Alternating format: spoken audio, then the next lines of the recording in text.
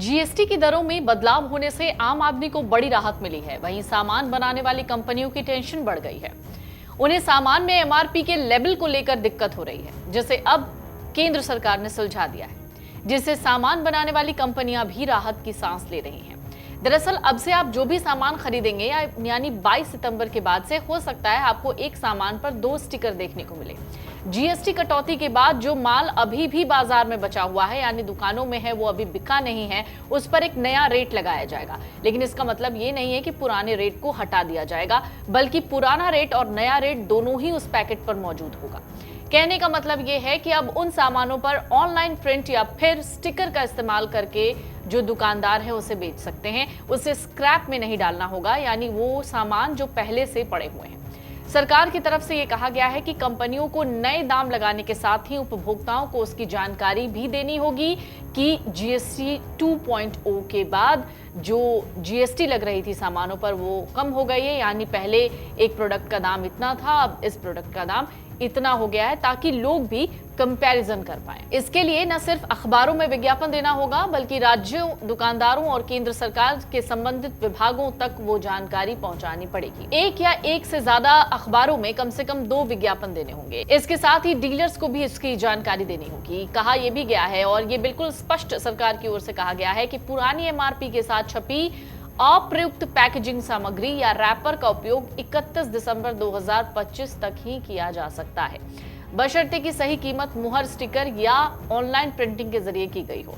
GST council ने हाल ही में कई चीजों पर टैक्स में कमी की है। ये कटौती 22 सितंबर से लागू होगी, लेकिन इससे खासकर एफएमसीजी कंपनियों के सामने एक नई समस्या खड़ी हो गई थी। ये प्री पैक्ड कमोडिटीज पर एमआरपी को लेकर थी, लेकिन सरकार ने उनकी समस्या का समाधान कर दिया। एक रिपोर्ट के मुताबिक उपभोक्ता मामलों के विभाग का कहना है कि एक नोटिफिकेशन जारी किया गया है। इसमें कहा गया है कि कंपनियां 31 दिसंबर 2025 तक या जब तक उनका पुराना स्टॉक खत्म नहीं हो जाता तब तक नया एमआरपी का लेबल लगाकर उनको सामान बेचना होगा।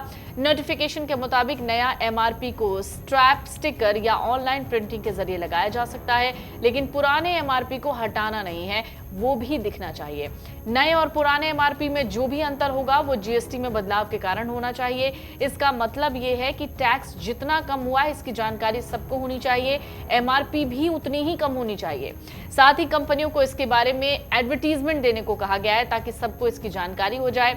उन्हें अपने डीलर्स को भी ये बताना होगा। इसके साथ ही कंपनियों को सरकार के संबंधित विभागों को भी इस बारे में जानकारी देनी होगी। इससे लोगों को पता चल जाएगा कि कीमतें कितनी बदल गई हैं।